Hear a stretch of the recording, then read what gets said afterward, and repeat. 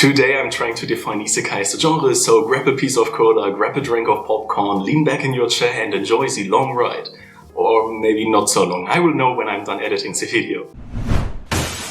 When asking the question, is Isekai going to become a genre, then I already see a lot of people screaming at their screen, "Isekai was always a genre, you complete idiot!" And aside from the last part, I must say, you're wrong. As a lot of people already know, Isekai just means another world. So it actually describes more a setting than a genre. But humans change the meaning of words all the time, so by that, a lot of people already agree that Isekai is a genre when it's in fact not. So in that case, let's just try to define it as a genre and we will see how it turns out. There is no actual definition for Isekai as a genre, which is obvious when you try to define it as a genre, because to make clear rules about it is actually super difficult.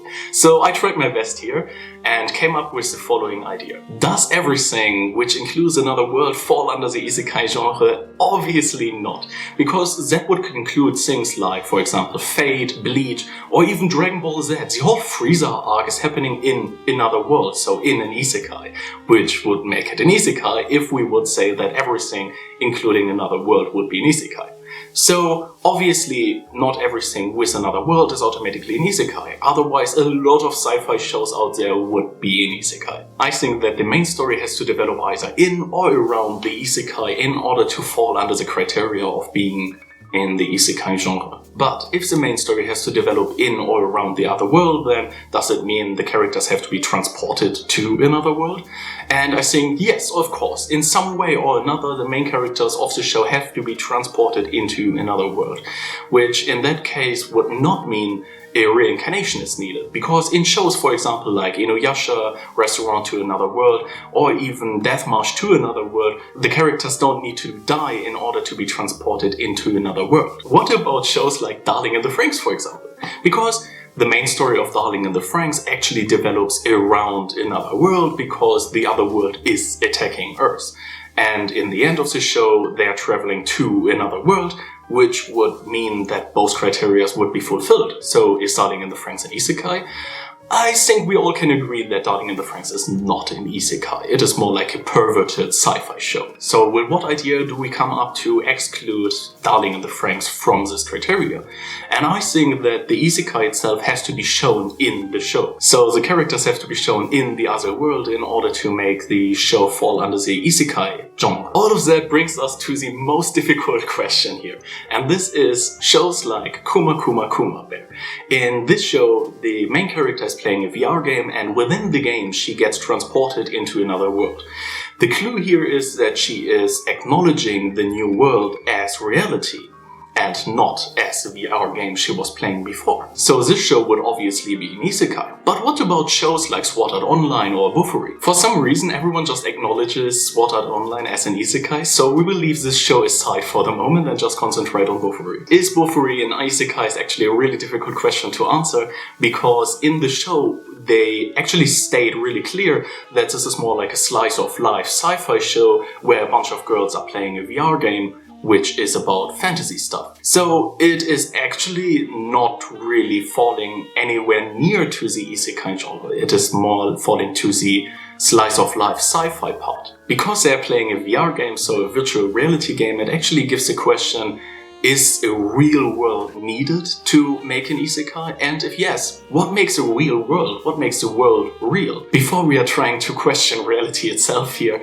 let's make it simple and say that a world in which you can be killed in is real. But that does not really work because of shows like Log Horizon or even Sword Art Online.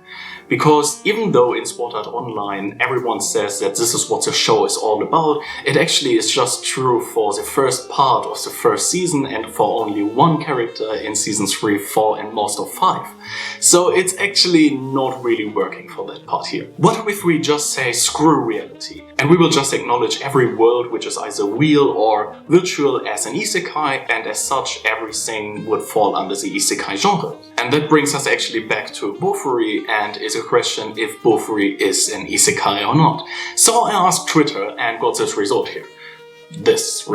I have no idea how to position my hands to make a window appear, like this here. Ah, now it's working. The problem with this poll here is that I get 0 responses because no one gives a shit about my opinion on Twitter, and I have 0 followers on Twitter. Follow me on Twitter, by the way, the link is in the description below. So I asked the same question on Reddit and got this response.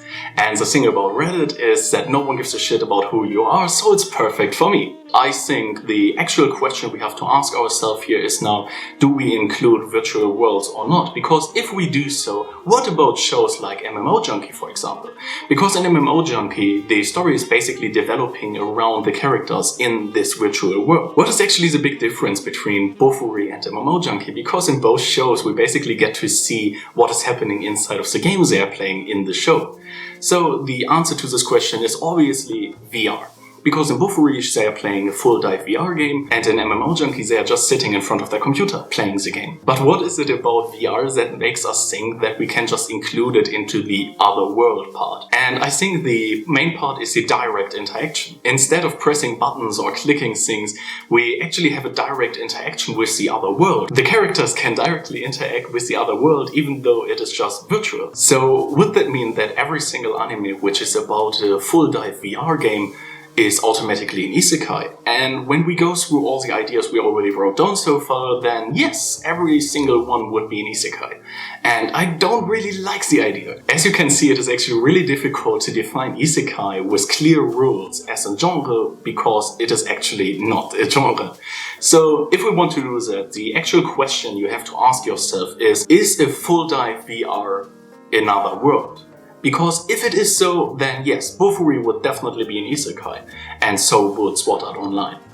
But if your answer to this question is no, then Sword Art Online and Bofuri would both not be an Isekai. And my personal opinion to that is, actually we should exclude Sword Art Online and Bofuri from being an Isekai. Because even though I know that people are going to hate me for this, I think that Sword Art Online and Bofuri are just slice-of-life shows with a sci-fi aspect of playing the full dive VR. It would not fall under the Isekai genre, if we make Isekai a genre, which is not a genre. So yeah, as I said, it is really difficult to define. Here are the rules I came up with over the whole part. The main story has to develop in or around the Isekai. The people have to be transported into the other world and have to be shown within the other world. A direct interaction in the other world is needed, and the world can either be real or virtual.